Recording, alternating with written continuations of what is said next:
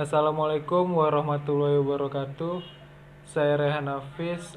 Saya akan menjelaskan materi tentang literasi digital. Yang pertama ada definisi literasi digital. Literasi digital adalah pengetahuan dan kecakapan untuk menggunakan media digital, alat-alat komunikasi, atau jaringan dalam menemukan, mengevaluasi, menggunakan, membuat informasi, dan memanfaatkannya secara sehat, bijak, cerdas, cermat, tepat, dan patuh hukum dalam rangka membina komunikasi dan interaksi dalam kehidupan sehari-hari. Baik, selanjutnya ada yang kedua, yaitu elemen penting dalam literasi digital. Yang pertama ada social networking. Kehadiran situs jejaring sosial adalah salah satu contoh yang ada di dalam social networking atau kehidupan sosial online. Melalui social networking, kita dapat menggunakan teknologi untuk meningkatkan efisiensi dalam berkomunikasi. Yang kedua ada transliterasi, yaitu sebagai kemampuan memanfaatkan segala platform yang berbeda, khususnya untuk membuat konten, mengumpulkan, membagikan, hingga mengkomunikasikannya melalui berbagai media sosial, grup diskusi, smartphone, dan berbagai layanan online yang tersedia.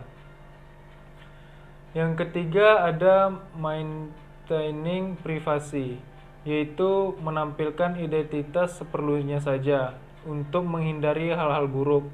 Memahami segala jenis cybercrime seperti pencurian online lewat kartu kredit atau carding, mengenal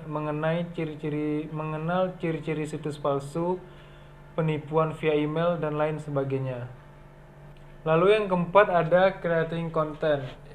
Creating content atau berkaitan dengan suatu keterampilan tentang bagaimana cara membuat konten di berbagai aplikasi online dan platform. Misalnya di Powtoon, Prezi, blog, forum, dan wikis. Selain itu mencakup kemampuan menggunakan berbagai platform e-learning. Yang kelima ada organizing and sharing content. Organizing and sharing content adalah menata dan berbagi konten informasi secara lebih mudah. Contohnya dengan adanya Dropbox, Google Drive. Yang keenam ada reusing, yaitu mampu mengetahui bagaimana membuat konten dari berbagai jenis informasi yang tersedia hingga menghasilkan konten baru dan dapat dipergunakan kembali untuk berbagai kebutuhan. Selanjutnya yang ketujuh, ada filtering and select content. Memiliki kemampuan untuk mencari, menyaring, dan memilih informasi dengan tepat sesuai dengan kebutuhan yang diinginkan. Selanjutnya yang kedelapan ada self-broadcasting, yaitu bertujuan untuk membagikan ide-ide menarik atau gagasan pribadi dan konten multimedia misalnya melalui blog, forum, atau web. Selanjutnya ada manfaat literasi digital. Yang pertama yaitu menghemat waktu, yang kedua belajar lebih cepat, yang ketiga menghemat uang, yang keempat membuat lebih aman, yang kelima selalu memperoleh informasi terkini, yang keenam selalu terhubung, yang ketujuh membuat keputusan lebih baik, yang kedelapan dapat membuat Anda bekerja lebih baik, yang kesembilan membuat lebih bahagia, dan yang kesepuluh mempengaruhi dunia.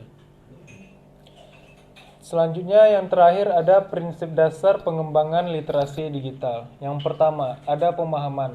Prinsip pertama dari literasi digital ini adalah pemahaman sederhana yang meliputi kemampuan untuk mengekstrak ide secara implisit dan eksplisit dari media. Yang kedua, ada saling ketergantungan. Prinsip kedua dari literasi digital adalah saling ketergantungan yang dimaknai berbagai suatu bentuk media berhubungan dengan yang lain secara potensi, metaforis, ideal, dan harfiah. Yang ketiga ada faktor sosial. Berbagi tidak hanya sekedar sarana untuk menunjukkan identitas pribadi atau distribusi informasi, tetapi juga dapat membuat pesan tersendiri. Yang keempat, kurasi. Berbicara tentang penyimpanan informasi, seperti penyimpanan konten pada media sosial atau metode save to root letter, merupakan salah satu jenis literasi yang dihubungkan dengan kemampuan untuk memahami nilai dari sebuah informasi dan menyimpannya agar lebih mudah diakses dan dapat bermanfaat jangka panjang. Baiklah, sekian yang dapat saya sampaikan. Lebih dan kurang saya mohon maaf. Saya tutup dengan Assalamualaikum warahmatullahi wabarakatuh.